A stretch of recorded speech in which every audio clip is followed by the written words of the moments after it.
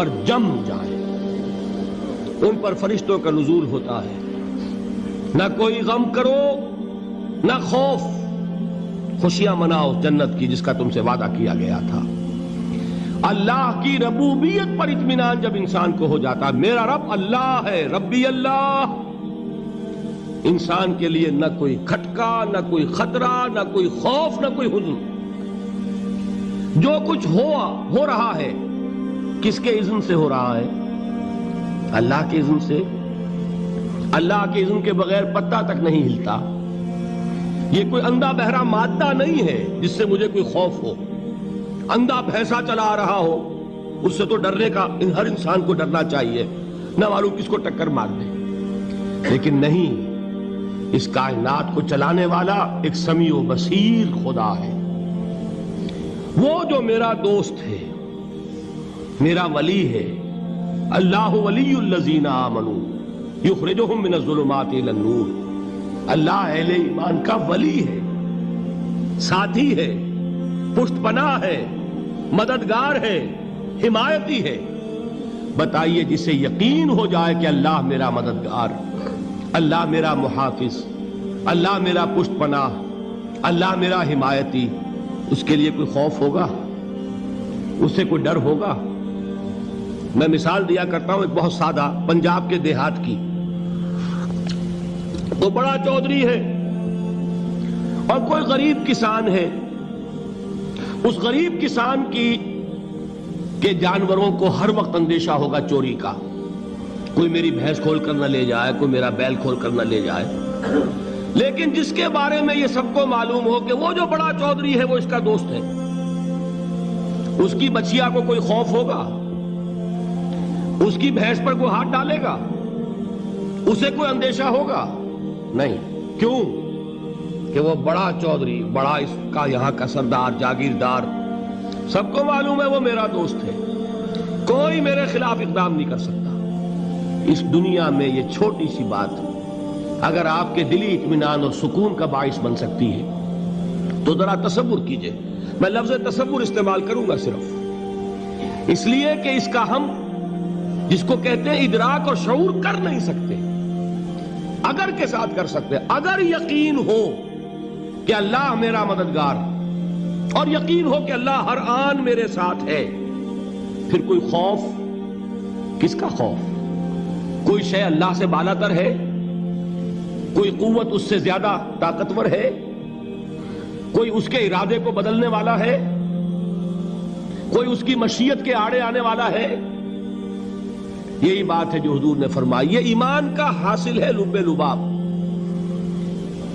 کہ دیکھو اچھی طرح اس بات کو ذہن نشین کر لو، اگر تمام انسان مل کر تمہیں کوئی نقصان پہنچانا چاہے نہیں پہنچا سکتے مگر جو کچھ اللہ نے لکھ دیا ہو، اور تمام انسان مل کر تمہیں کوئی نفع پہنچانا چاہے نہیں پہنچا سکتے مگر وہ شے جو اللہ نے طے کر دی۔ آپ پھر میں کہوں گا ذرا طاری کیجئے، اسے فرض کیجئے، اسے سوچئے۔ اگر اس حدیث پر ہمارا دل ٹھکا ہوا ہو تو کسی سے ڈر ہوگا؟ یہ مجھے نقصان نہ پہنچا دے، یہ میری رپورٹ خراب نہ کر دے، یہ میری انکریمنٹ نہ رکوا دے، یہ میرا یہ نہ بگاڑ دے، یہ میرے یہ نقصان نہ پہنچا دے۔ اس کا ڈر، اس کا ڈر، اس کا خوف، اس کی خوشامد، اس کے لیے جا کر طرح طرح سے اپنی عزت نفس کو ذلیل کروانا اس کے سامنے، یہ سب کچھ کیوں کرتا ہے انسان؟ جب سمجھتا ہے کہ اس کے ہاتھ میں میرا کوئی نفع ہے، اس کے ہاتھ میں میرے لیے کوئی ضرر ہے، یہ مجھے کوئی غضب پہنچا سکتا ہے، یہ مجھے کوئی نقصان پہنچا سکتا ہے، یہ میرا کوئی کام بنا سکتا ہے، یہ میری کوئی ضرورت پوری کر سکتا ہے، اسی کا نام شرک ہے۔ جہاں آپ نے یہ سمجھا کہ غیر اللہ کے اندر کوئی طاقت موجود ہے وہی شرک ہے۔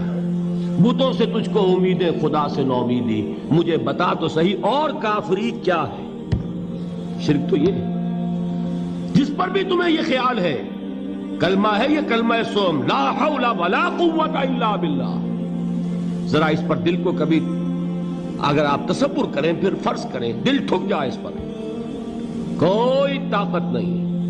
یہی بات تھی جو شیخ عبد القادر جیلانی رحمۃ اللہ علیہ نے اپنی وصیت میں اپنے بچے سے کہی 11ویں دینے والے ہیں، لیکن حضرت شیخ عبد القادر جیلانی کی وصیت اور تعلیمات کو کتنے لوگ ہیں تم جانتے ہو؟ یہ جن مقامات تک پہنچے ہیں وہ کس چیز کی بدولت پہنچے ہیں؟ انہوں نے جو پیغام دیا وہ کیا تھا؟ اے میرے بچے، جس طریقے سے قرآن مجید میں حضرت لقمان کی نصیحتیں جو ہے نقل کر دی گئی ہیں، میں یہ عرض کروں گا بالفرض اگر قرآن حضرت عبد القادر جیلانی کے بعد نازل ہوا ہوتا تو شیخ عبد القادر کی یہ نصیحتیں بھی قرآن میں درج ہوتی۔ اتنی اونچی نصیحتیں ہیں۔ اے میرے بچے، اس حقیقت کو ذہن نشین کر لے، لا فاعل فی الحقیقت ولا مؤثر الا اللہ۔ اس کائنات میں نہ کوئی فاعل حقیقی ہے نہ مؤثر حقیقی ہے سوائے اللہ کے۔ کسی شے میں کوئی تاثیر نہیں اگر اللہ نہ چاہے۔ آگ جلا نہیں سکتی اگر اللہ نہ چاہے، پانی ڈبو نہیں سکتا اگر اللہ نہ چاہے، زہر ہلاک نہیں کر سکتا اگر اللہ نہ چاہے، کوئی چیز فائدہ نہیں پہنچا سکتی اگر اللہ نہ چاہے۔ تو در در پہ کیوں سر جھکاتے ہو؟ در در پر کیوں جبیں سائی کرتے ہو؟ سب کے سامنے کیوں ہاتھ پھیلاتے ہو؟ ایک اللہ سے مانگو، ایک اللہ کے سامنے زمین پر اپنی جبین رکھو۔ لا فاعل فی الحقیقت ولا مؤثر الا اللہ۔ نظر آتا ہے ہمیں کہ پانی پیاس بجھا دیتا ہے، پیاس بجھانے کی صلاحیت پانی میں نہیں ہے، اللہ کے اذن سے۔ کھانا بھوک مٹا دیتا ہے، بھوک مٹانے کی صلاحیت کھانے میں نہیں ہے، اذن رب میں۔ دیکھیے یہی یقین تھا حضرت موسیٰ علیہ السلام کا واقعہ یاد کیجئے۔ سامنے سمندر آ گیا ہے، قوم دیکھتی ہے پیچھے کہ گرد و غبار کا طوفان ہے۔ معلوم ہوا کہ فرعون اپنے لشکر سمیت آ گیا ہے۔ لشکر جب چلتا تھا تیز رفتاری کے ساتھ تو گرد و غبار کا جو طوفان اٹھتا تھا اس کا تصور کیجئے، اور لمحہ بلمحہ وہ قریب آ رہا ہے۔ پوری قوم نے کیا کہا؟ اے موسیٰ انا لمدرکون، اے موسیٰ ہم کو پکڑے گئے۔ قرآن مجید نے تو یہاں وہ باتیں نہیں لکھی ہیں، لیکن تورات میں یہ درج ہے کہ بنی اسرائیل جھگڑنے لگے، دست و گریبان ہو گئے موسیٰ کے ساتھ۔ موسیٰ ہمیں یہاں مروایا لا کر، اس سے تو ہم وہیں بہتر تھے، وہاں کھانے کو ملتا تھا، زندگی تو تھی، بیگار ہم کر رہے تھے، موت تو نہیں تھی۔ اب جو کچھ ہوگا اس کا تصور کرو، جس طریقے سے ہمارے ٹکڑے اڑائے جائیں گے۔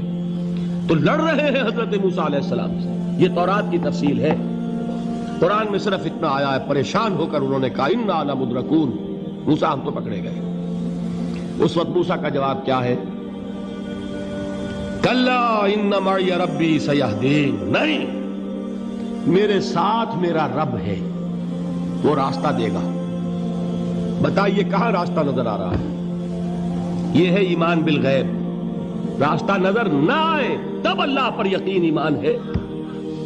جیب میں پیسے ہوں اور تب دل کو اطمینان ہے تو ایمان کس پر ہوا؟ پیسے پر، اللہ پر نہیں۔ جب وسائل و ذرائع نہ ہوں اور پھر یقین ہو کہ اللہ مسبب الاسباب ہے، وہ اسباب کا پابند نہیں ہے، وہ اسباب کا محتاج نہیں ہے، اسباب اس کے محتاج ہیں۔ اگر یہ یقین ہے تو اللہ پر ایمان ہے، یہ نہیں ہے تو تمہارا ایمان اسباب پر ہے، وسائل پر ہے، ذرائع پر ہے، مادیات پر ہے، اللہ پر نہیں۔ اس وقت کہاں راستہ تھا؟ کوئی راستہ تھا؟ سمندر ہے اور ادھر سے لشکر آ گیا ہے۔ کلا ان معی ربی سیہدین۔ اب دیکھیے ایمان کہہ دینا آسان ہے، ہوا معکم اینما کنتم، جہاں کہیں بھی تم ہوتے ہو اللہ تمہارے ساتھ ہوتا ہے، لیکن اس کا یقین قائم ہو جائے تو زمین و آسمان کا فرق واقع ہو جائے۔